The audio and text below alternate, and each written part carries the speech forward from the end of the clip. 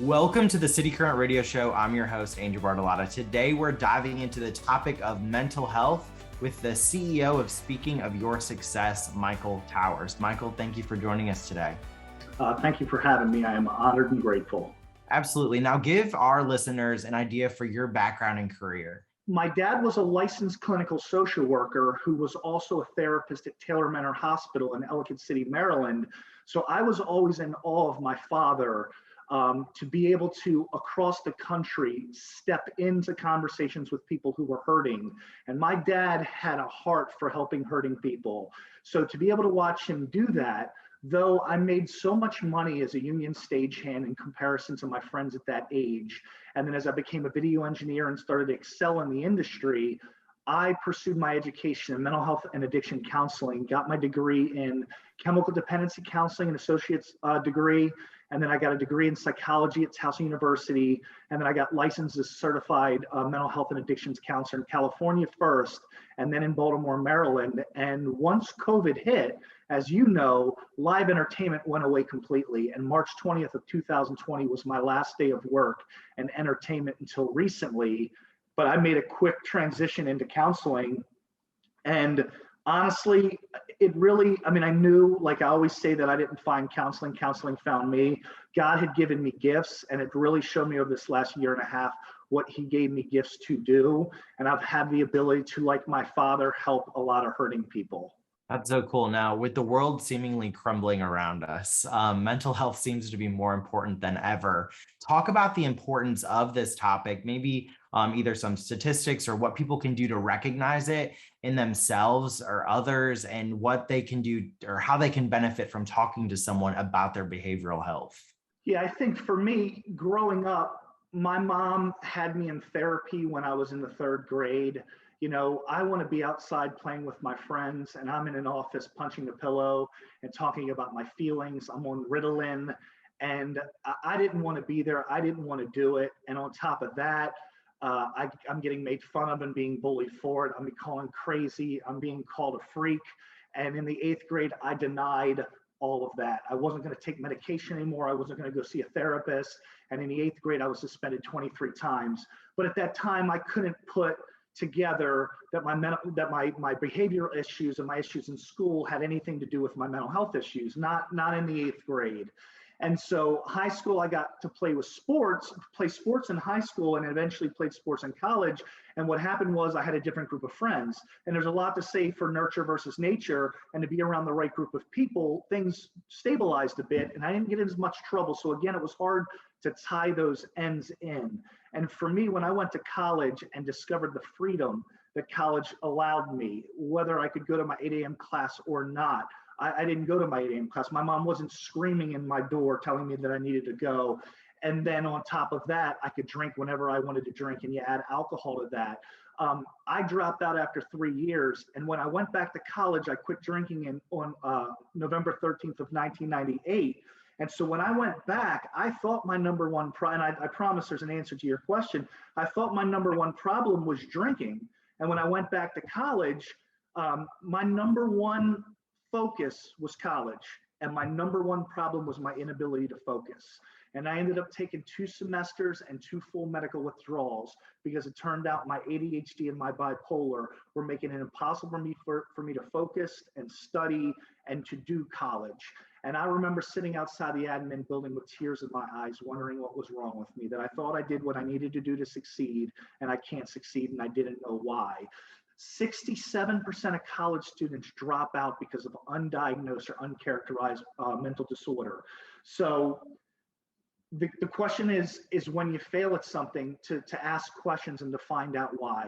There's so much stigma with regards to mental health that we don't want to ask why. We don't want to find out, right? Because like I said, in the 3rd, 4th, 5th, 6th, 7th, and 8th grade, fear of getting made fun of, fear of getting bullied, to be called freaking crazy. But the bottom line is, at the other end of that answer, at the other end of treatment might be success. And for me, it was a college degree, a second college degree, a career, and a business. So I think when you're looking at what to look for, it is failure. it is lack of motivation. When there are dreams and things that you want to do and you want to do them more than anything else, but despite wanting to do them more than anything else, you can't, right? There is just this broken bridge to the purpose and passion that you have, and you can't cross it. Why? You want to, but you can't. What's the can't about? You know, when it comes to bipolar disorder, if you're making decisions that you don't have a choice in the matter, for me, my mind was moving so fast that I'm making choices. My actions are becoming before the thoughts, or they're coming, before the thoughts. I can't think before I act. I'm just acting. When you're having thoughts in a depressive state that you want to take your own life, these are major warning signs. You talk about mental health in the workplace, and you say that healthier employees go home and make the people around them healthier, which I totally agree. And I loved reading that. How do you empower, or how would you encourage others to empower leaders in corporate America to provide employee behavioral health benefits? I think the more important thing, because you'll find as our relationship continues, Andrew, that everybody gets to win. It doesn't need to necessarily be me. 7% of employees are utilizing the services of their employee assistance program. 7%, meaning why aren't they using them? Well, back in the 60s, EAPs were what was utilized if you were, say, sent because you had a drinking problem. Your EAP would send you to rehab, and you could utilize that. But what's happened is there's a stigma associated with it. So your fear of using your EAP is that your EAP is going to report back to your employer that you have mental health issues. So stigma is the number one reason why people aren't using EAPs. The second reason is that employees just don't know about it, right? One of the last big human resources things that I went through an employer was an employer called the Children's Home. And it was like a 5-day orientation. And in that orientation, we had visitors from our life insurance, our health insurance, our EAP. They all came through. And I can remember by Thursday, I wasn't paying attention anymore, but that EAP comes through and explains what the benefits are. But what as an employer needs to do, and HR, is they need to quarterly provide some type of presentation. Hey, you have an EAP out here. Managers at companies need to be well versed on what an EAP provides. That way, when they identify an employee that is struggling, they can say, oh, you have an EAP. Here's a flyer. Seek help. By the way, they don't report back to us. Confidentiality is 100% guaranteed, and then when it comes to someone like me, why I paid like $6,000 to have some coaching, right? I have gifts. People ask me, well, where did you learn how to professional speak? In courtrooms, fighting for my freedom, right? If I said the wrong thing to a judge or the right thing to a judge, I could duck a punch or end up in jail. So that's where I learned to speak. But the reality of it is I needed to refine my craft. And he wanted to make me a leadership speaker. And I thought about it, and I thought 9 out of 10 employees, right, go to work and say that their stress at work negatively affects their mental health. 60% of employees say that their supervisors aren't supporting them, and less than 5% say that their workplace is adequately equipped to help them with their mental health issues.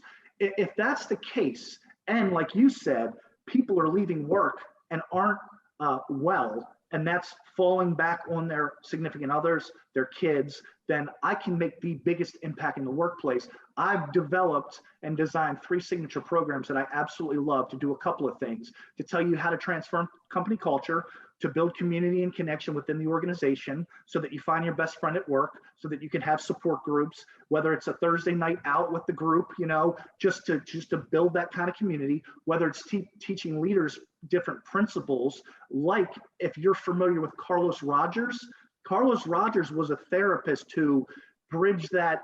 I'm not going to call them patients anymore. They're not sick. They're clients. And they're people that if we empower them and water them like flowers, they can grow. Water them like seeds, they can grow and blossom. And so if leaders can be authentic, can listen, can check in, and do a lot of the stuff that a therapist could do, not there to be a therapist, but just be authentic and real, it can create an environment that's conducive for employee well-being. I'm so glad you talked about an EAP program.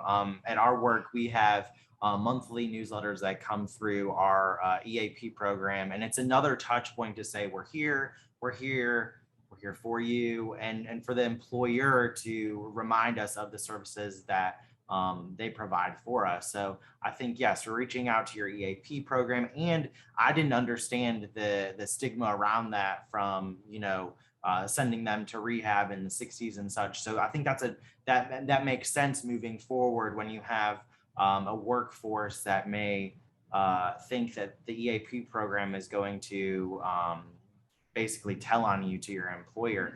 Bringing in mental health advocates like yourself to corporate America, to your business, to provide a different set of eyes, but also tactical tips are so important. And tactical tips, you just recently posted on LinkedIn an article titled "How a Felony Led to Freedom from Mental Illness," where you shared 3 crucial components to gaining control of your mental health and becoming the best version of yourself. And without giving too much of the article away, because I'd love my viewers and listeners to actually read it, can you share with us some of those tips? Access to care is the number one thing. It's out there. If it's at a health department, there are many different services. They have healthcare for the homeless. There are so many different ways. So finding healthcare. I am sure you will put my materials out there. I would tirelessly help anyone for no money and spend all my time helping people find access to care because it's important. It's there for you. The second one was acceptance. For me, that felony was second-degree burglary. When I committed it that night, my dad had relapsed after 6 years sobriety, and he got sober 11 months before I did. So he was like my rock. I was still sober, but when I watched it, he relapsed. I kind of melted down. I had money in my checking account. I had a great job. There was no reason to go with this buddy and commit this burglary, but I was moving pretty fast. I was in a manic state. And there was once that train is going, it's hard to slow it down. And I committed this burglary. And the next day I felt so horrible about it. I turned myself in, and I'm sitting in front of this judge who had a roommate in college that had bipolar disorder and got in a shootout with the police. That's the judge that I'm sitting in front of. And he said, Michael, if you don't get help with your bipolar disorder, you're going to die a violent death, or I am going to lock you up for the rest of your life. And I sentence you to 5 years in the Department of Corrections, and I suspend all of it. And I promise you that moment between I sentence you to 5 years in the Department of Corrections and I suspend all of it felt like an hour. Okay. But when he hit that gavel, he sentenced me to psychiatry. And the first appointment with my psychiatrist, he said, I've never seen a bipolar snap out of control as fast as yours does. And what I heard was every principal, every teacher, every lawyer, everybody that ever came in contact with me that said, man, you're such a great guy. How could you do this? Basically bipolar. And I accepted from that moment that I had something that if I treated it, right, I could have a decent life. And then if I didn't, this stuff was going to keep happening. From that moment, I accepted my bipolar and everything that came with it. And perseverance is that there are going to be periods of time. Not shortly after I started working with that psychiatrist, I was on a medication. And I remember when he called me and said that medication is destroying your liver and you have to stop taking it. And there was some issues with that. I've taken meds that have made me gain weight. I've taken meds that have messed with my sex drive. No man wants to gain weight or have his sex drive messed with. But the alternative is felonies, life in jail, or dying a violent death. So you have to persevere through the process because psychiatry is not an exact science. Sometimes you have to mess around with some things, but I just pray that you stick with it, fight through it, because like I've always said, no matter what hurts or who's hurt you, no matter your past mistakes, what you've done, and no matter your diagnosis, you can accomplish anything and live a life beyond your wildest dreams. I love that. Well, we'll save number 3 for those that connect with you on LinkedIn to be able to learn about that. Now, Michael, where can people go to learn more about you, your programs, and more? Okay, so if you go to speakingofyoursuccess.com and look at my signature programs, you will see 3 different programs. One is Extreme Mental Health Makeover. I loved it. I fashioned it after Extreme Makeover Home Edition, right? To go into a company as a mental health clinician to diagnose the company that's sitting there with 9 out of 10 employees with mental health issues that the workplace stress is causing, and being able to say, look, make this tweak, add this support group that someone can do at lunchtime, Add this happy hour people can do on a Thursday, get that newsletter out. I just talked to an HR representative and said, look, you guys need to print out a newsletter weekly so that people can see that, hey, we have this EAP, we have this mixer, we have this bocce night, whatever it is. Let's start mixing it up so people can start having fun at work. So to be able to come in and diagnose these things and talk about building a new company culture. A leadership, an exceptional leader cares is another program where it's, again, if your employees think that you care and you can demonstrate caring actions towards your employees, then they're sold out. You know, you've heard the term the great resignation, right? If you start to look up those articles, you hear people talking about flexible schedules and working from home and pay. Nobody's talking about the mental health. You know, people left the workforce due to COVID and the workforce was making them sick. So then they leave, they become more sick. You know that, Andrew. And then they're going to go back to the place that was making them sick in the first place, sicker than they were when they left.